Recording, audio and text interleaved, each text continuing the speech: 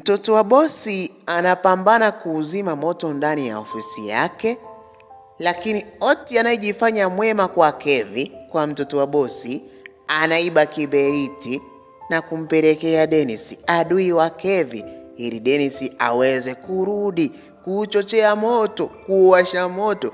Sasa ni kwamba moto, Dennis kutokana na wivu zake amefanikiwa kujua kwamba Kevi yupo na uzima moto ambao yeye kauwasha tangia mwanzo.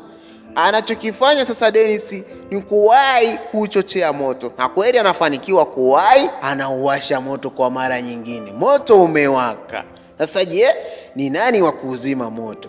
Oti ataweza kuishinda vita dhidi ya Dennis ama vipi?